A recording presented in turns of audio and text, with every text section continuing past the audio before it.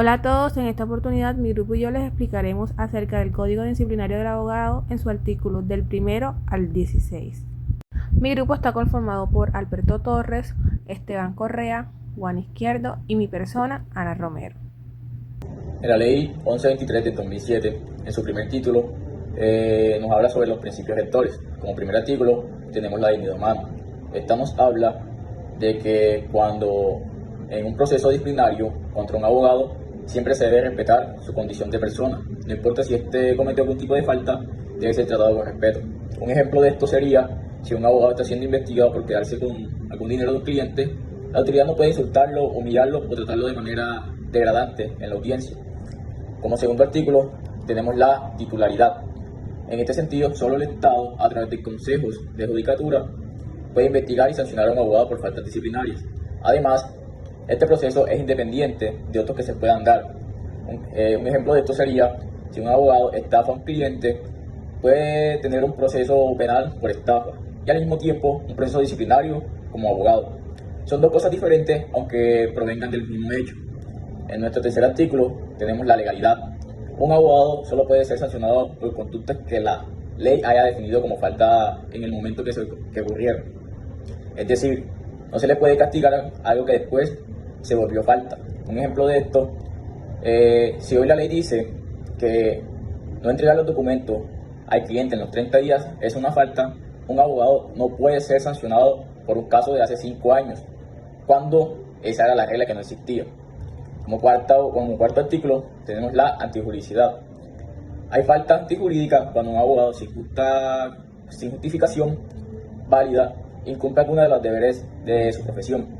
Un ejemplo de esto sería si un abogado no se presenta en su audiencia por estar de vacaciones.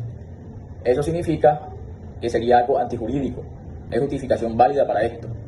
Pero si no se presenta por algún tipo de accidente y pudo probarlo, no habría falta, porque tiene la justificación. Como quinto artículo, tenemos la culpabilidad. Para sancionar a un abogado, se debe mostrar que actuó con culpa o dolo. Esto quiere decir que con intención o negligencia. No existe sanción por responsabilidad objetiva, es decir, no se le puede castigar solo porque ocurrió un daño. Un ejemplo de esto sería si un abogado pierde un caso porque fue negligente, no presentó las pruebas a tiempo, si hay culpabilidad. Pero si pierde el caso porque valoró las pruebas de otra manera, no se le puede sancionar ya que no fue su culpa. Artículo 6. Debido proceso.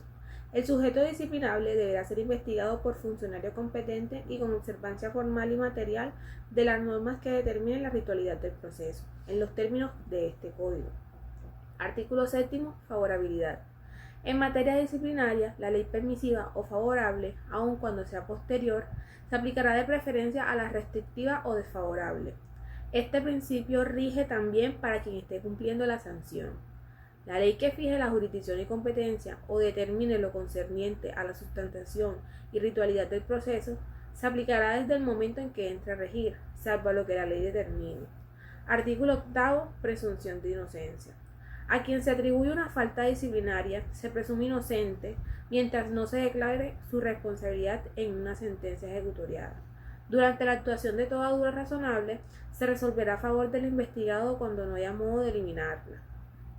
Artículo 9. Este principio, cuyo nombre en latín significa no dos veces por lo mismo, prohíbe que un abogado sea investigado y sancionado más de una vez por los mismos hechos.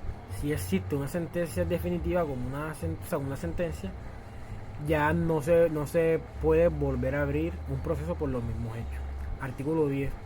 Igualdad material. Este artículo garantiza que todas las personas involucradas en un proceso disciplinario reciban un trato justo y equitativo, para así que haya una igualdad formal. Artículo 11. Función de la sanción disciplinaria. La sanción a un abogado no busca castigar por castigar, su objetivo es doble, uno de manera preventiva y uno de manera correctiva. El preventiva es desmotivar al abogado sancionado y a otros colegas de cometer faltas similares en el futuro. Y la correctiva es enmendar la conducta del profesional y reafirmar la importancia de los principios éticos de la abogacía. Artículo 12 y último. Derecho a la defensa a toda persona investigada. Disciplinariamente tiene el derecho fundamental a defenderse. Esto lo puede hacer de dos formas. en defensa material, que es ejerciendo su propia defensa directamente, y en defensa técnica, que es designando a un abogado que lo represente. Hablar del artículo 13, 14, 15 y 16. El artículo 13 nos habla de la culpabilidad. En materia disciplinaria queda proscrita toda forma de responsabilidad objetiva. Las faltas solo son sancionatorias a título de dolo o culpa. Esto es lo que nos dice el artículo 13. ¿Qué podemos nosotros resaltar de ahí? Que se establece que en el derecho disciplinario no existe la responsabilidad objetiva. Nadie puede ser sancionado solo por el resultado de una acción, sino que se debe demostrar la intención, o sea, la culpa o el dolo. El artículo 14 nos habla de favorabilidad, que dice lo siguiente: en materia disciplinaria, la ley permisiva o favorable, aun cuando sea posterior, se aplicará la de preferencia, la restrictiva o favorable. Este principio rige también para quien esté cumpliendo la sanción, salvo los dispuestos en la Carta Política. Si después de los hechos se pide una ley más benéfica para el investigado, esta se aplica preferiblemente, incluso si ya está cumpliendo la sanción. Esto es una garantía de protección frente a normas, digamos, más severas. Ok, a continuación les voy a hablar sobre el artículo 15, que es igualdad ante la ley disciplinaria. Dice: las autoridades disciplinarias tratan de modo igual a los destinatarios de la ley disciplinaria, sin establecer discriminación alguna por razones de sexo, raza, origen nacional o familiar, lengua, religión, opinión política o filosófica.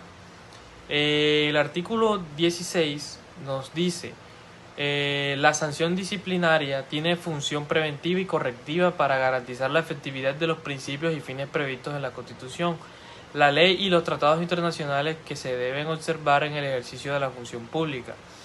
¿Qué nos quiere decir? Que la sanción disciplinaria lo que busca es prevenir y corregir las conductas que afecten la función pública, asegurando que los servidores cumplan los principios y fines de la Constitución, la ley y los tratados internacionales de manera correcta.